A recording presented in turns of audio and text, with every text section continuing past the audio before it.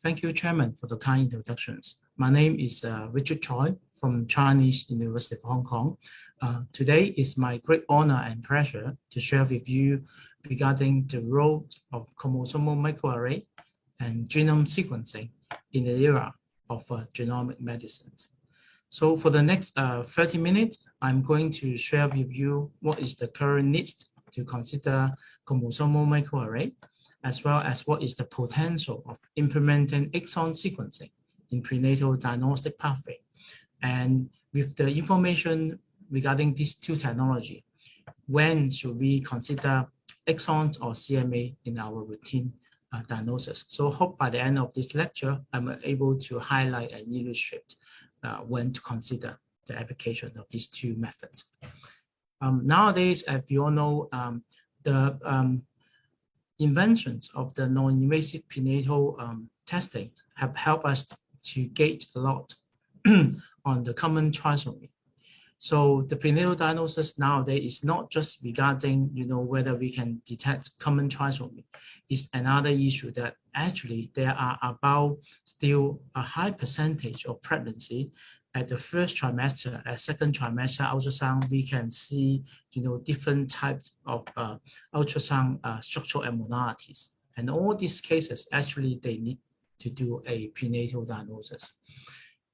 At the other hand, right, from the point of genetics, we know that we require a different method to study the full spectrum of genomic variants. In the old days, when we first understand the beauty of the cell typing in the 70s, we regard our human genome is more like a 23, or in total 46 copy of encyclopedia.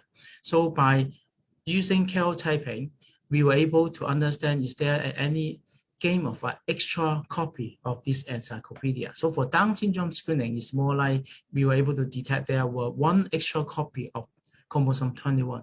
But once we are able to advance in our technology, we are able to open the book. Just like here, we are able to read chapters by chapters. And how we can do that is because we have a new method called the chromosomal microarray. So chromosomal microarray give us a resolution where we are able to open the book chapter and see whether there's any loss of a section.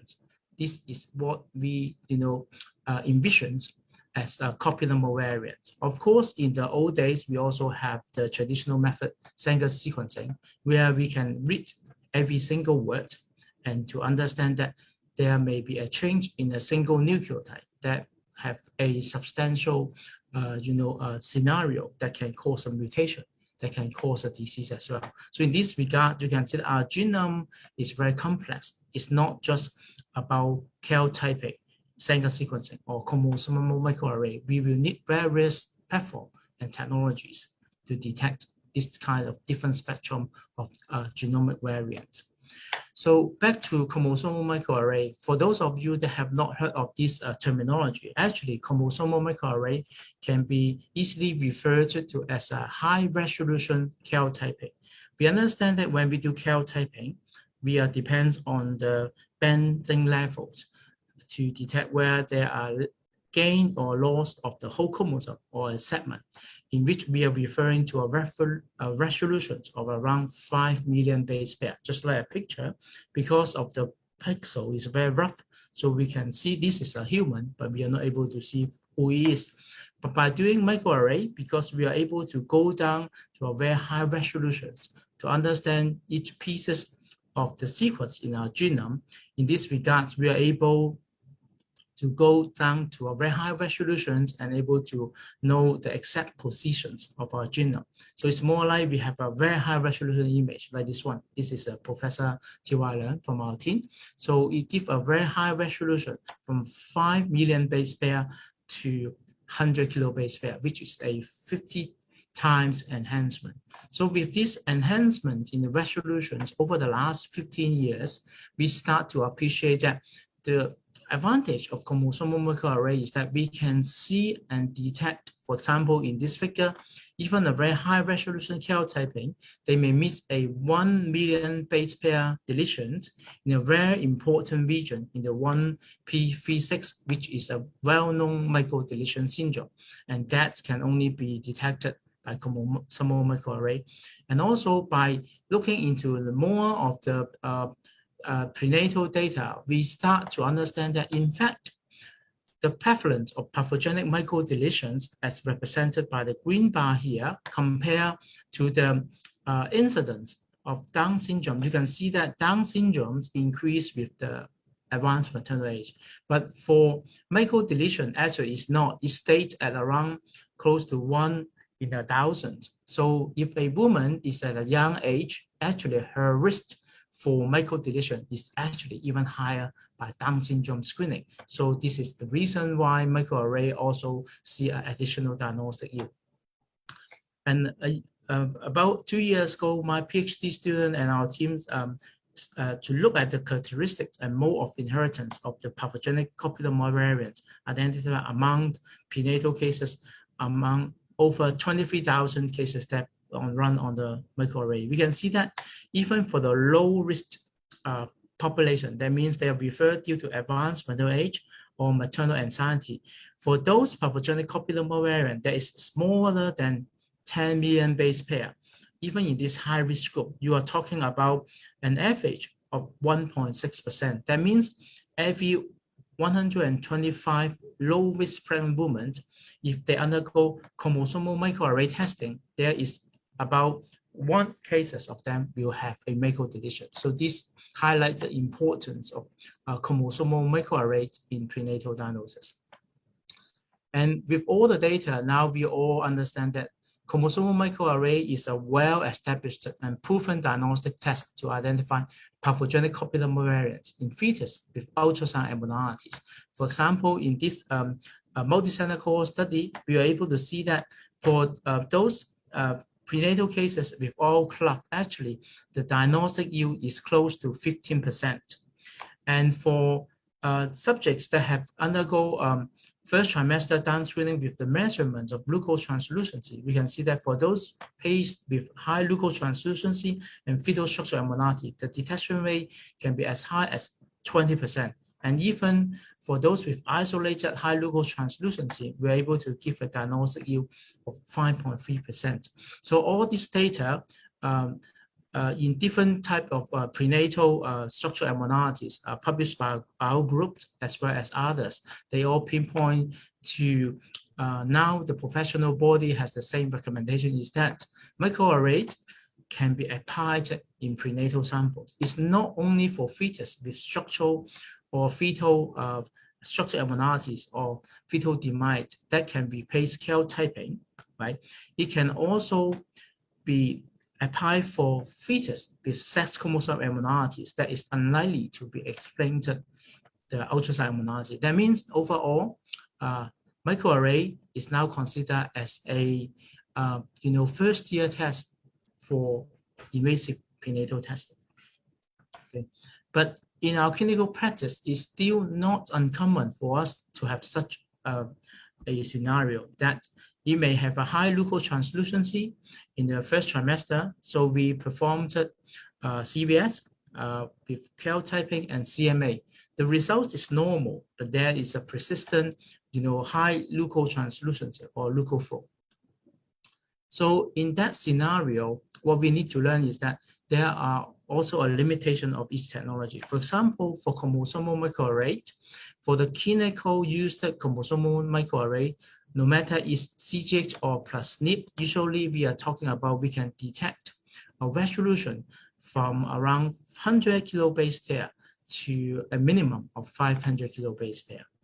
And we understand that their coverage is probe dependent. What's meant by probe dependent? Just like the figures I saw here, this is a very important gene, CYP2, which is related with holoprosencephaly. Each bar here represents a probe sequence from different array designs. And you can see that for this important gene, some of the array design like this from the alpha matrix SNP array, they don't have any probe. or in some other array design, they only have a very limited number of probes. So that means a negative result may not be truly negative. It's just that they do not have the sequence or the probe coverage in this region. And the other important thing is that microarray also have a limitation on detection of low-level mosaicism. So usually we're talking about if a mosaicism that's less than 30%, they may not be picked up by a CGX array. Although some publications suggest that SNP array can go down to 10%, but it's not always the case. And also because this is on a stretch of DNA, so microarray cannot detect point mutations. So with all this information, the challenge that we have by using chromosomal microarray is that it may have a uneven coverage. Like here in the fishnet, they have some have more spacious, some are not. And also they have a resolution that can only detect any copy number changes that's larger than 100 kilobase pair. So if you remember my earlier slide regarding our genome, we also have some that is caused by point mutation. So for a negative CMA results, but still we can see there's a fetal structural abnormality. And the other possibility of the cause could be because they are not a chromosomal abnormality or a copy number variant. It could be just it is a rare disease that are contributed by a single point mutation. So with this regard, that's why the other spectrum of the test that we offer is exon sequencing. So what's exon sequencing? If we take the apples as a reference of our genome, exon sequencing is actually referring to the reference gene that they are mainly corresponding to 1.5 to a maximum of 2% of a genome.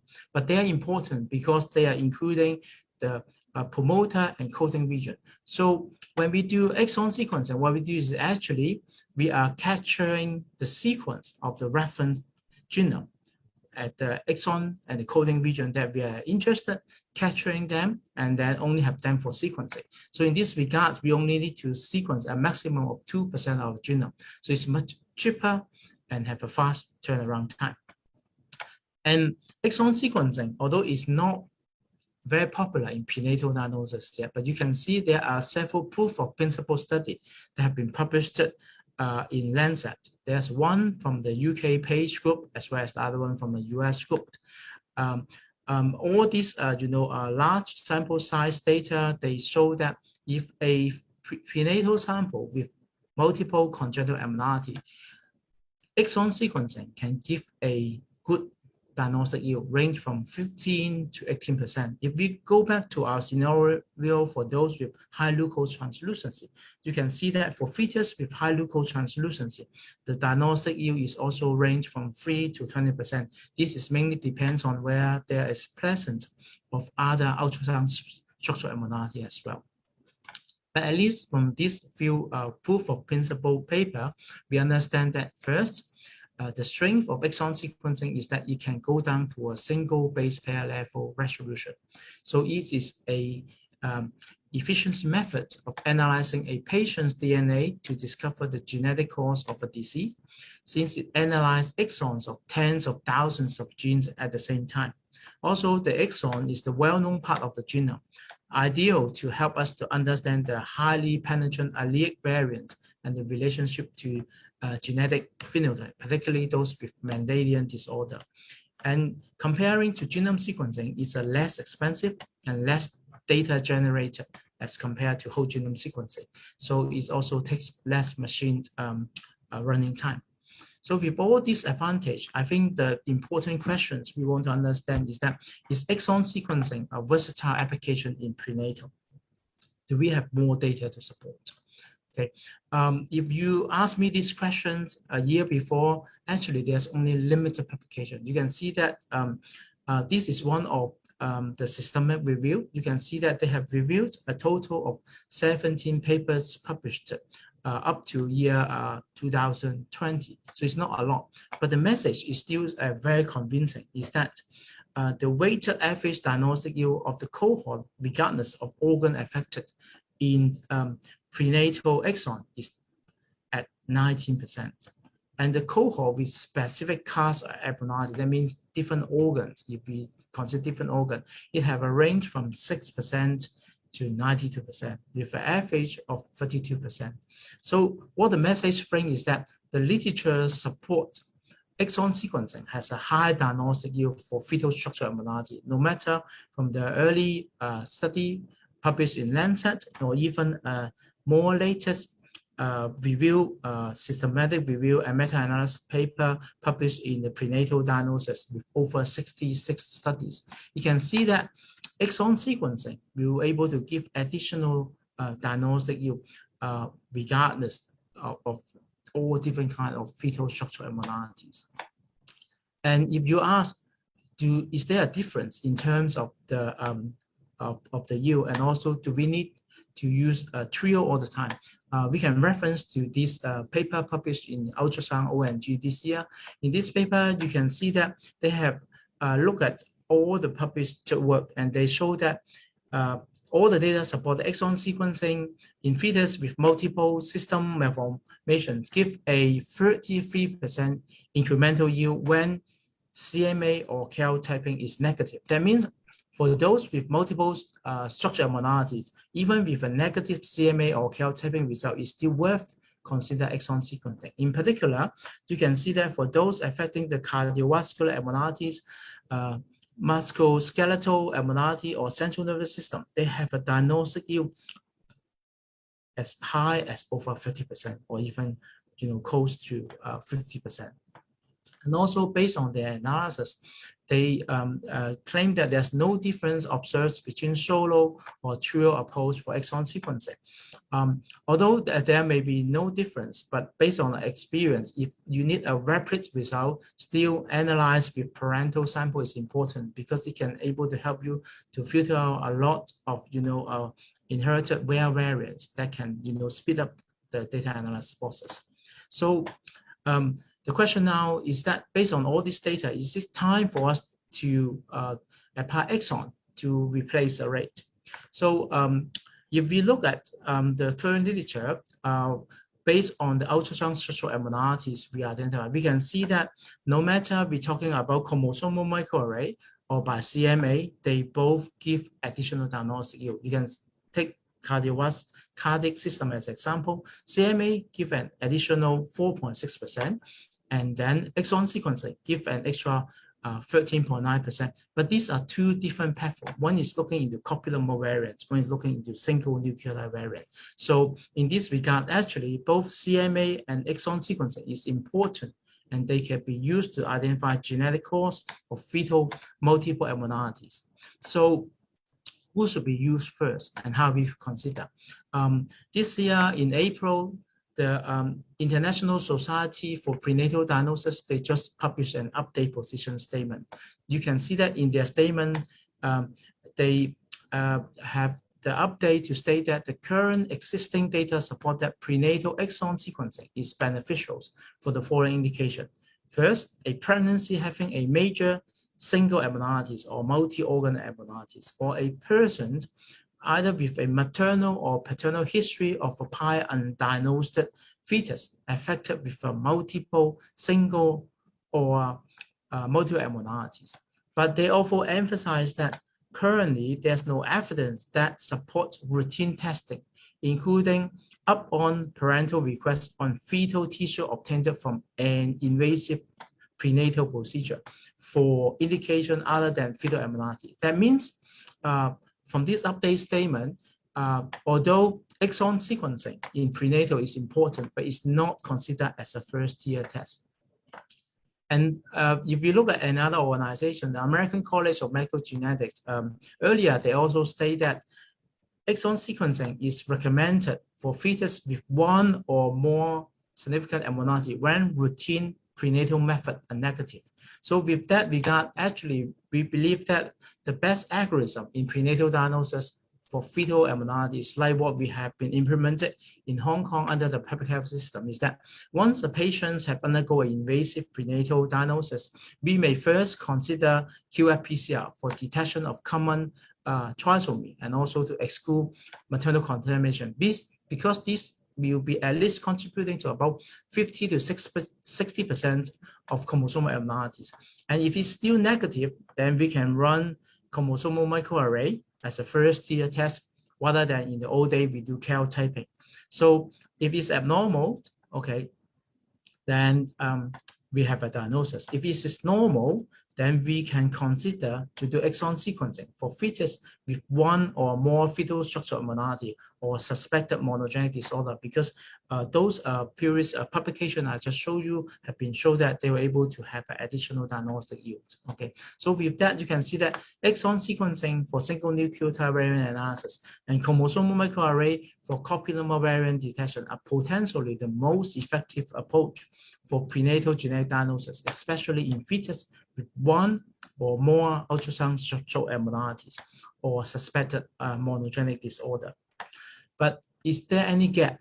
Okay, so the best way to learn is we can look into cohort that have been published in pediatric cases. So this is a paper from Baylor College of Medicine. What they do is that they do a retrospective investigation of the conditions of autosomal recessive condition that they are contributed by copy number variant that were either picked up by the chromosomal microarray or within the 12,000 clinical exon sequencing cases they have been studied.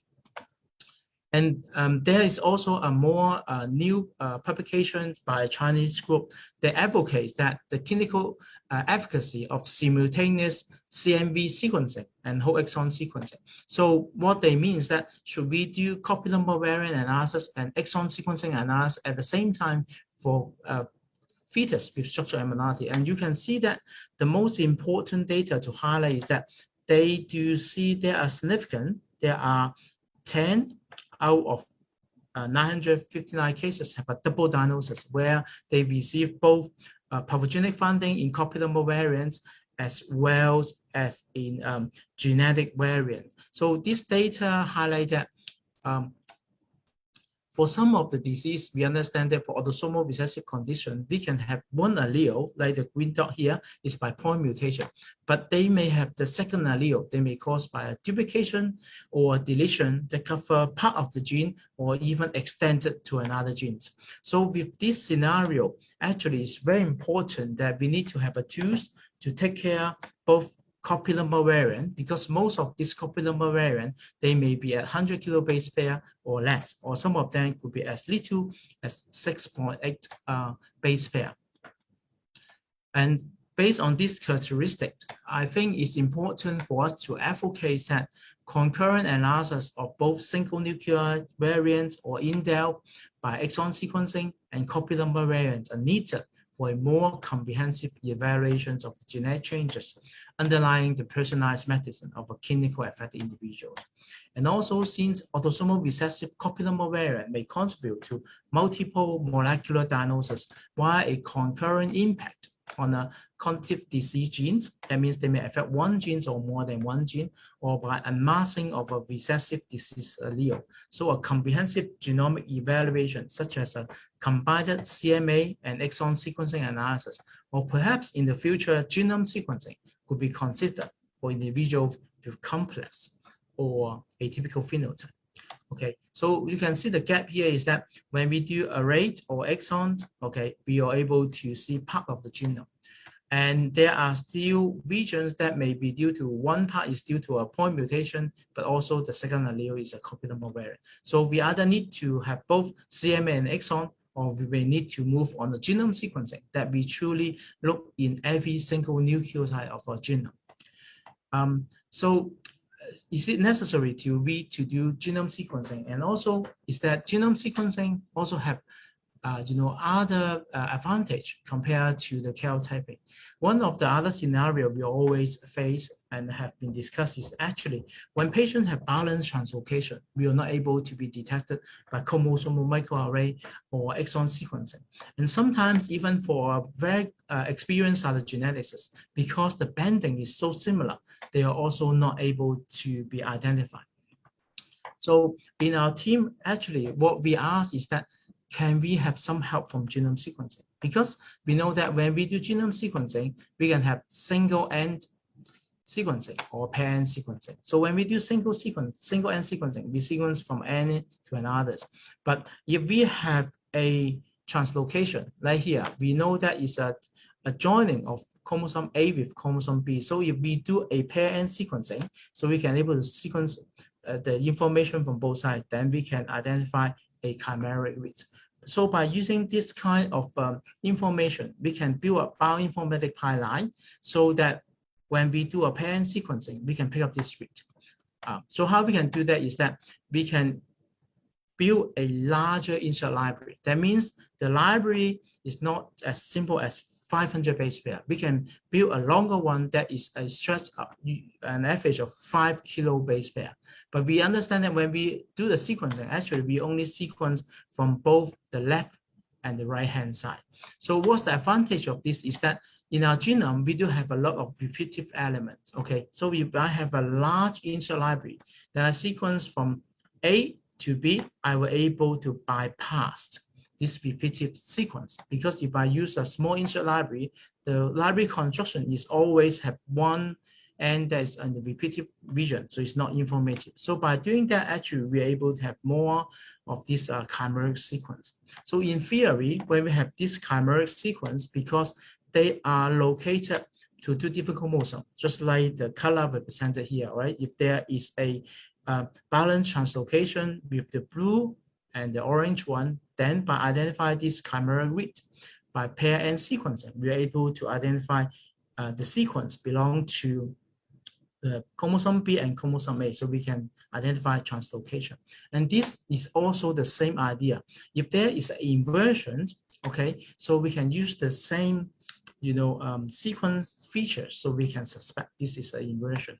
And now actually this method has been applied in our center. We call low pass whole genome sequencing, where we not only able to detect copy number changes like the NIPT, but also because we are able to have an alignment of this pair-end sequencing to read out the chimeric reads, we can also detect balanced translocation and rearrangement, and also we are able to detect absence of heterozygosity. So genome sequencing nowadays not only can detect copy number variants, we have demonstrated proof of principle that when using low-pass genome sequencing compared to karyotyping in recurrent miscarriage couple, we were able to identify an extra 126 individuals with chromosomal abnormalities.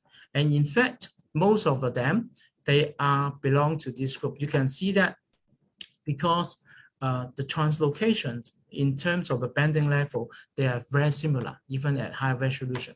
So by using our molecular method, we are able to identify actually, in fact, there are some subtle balance translocation that are missed by even high resolution conventional karyotyping. And in addition, we also encounter their case with insertion. So what we do is that we resequence 16 cases of simple insertion. We can find that actually they are very complex, just like highlighted in these figures here. You can see that this is the original orientation of chromosome X in this orientation. But after we do this genome sequencing, we can see that actually the insertion is more complicated. You can see that it's not just there is a loss of segment, but the orientations of the green segment as well as the blue segment, they are different. So by using this new method, we are able to delineate very detailed regarding the rearrangement of the chromosomes. Okay. And also we are able to go down to single base pair level. So for this case, actually it's a case with mental retardation, and we can see that actually there are disruption of this SHROOM4 gene that's been known and related with mental retardations.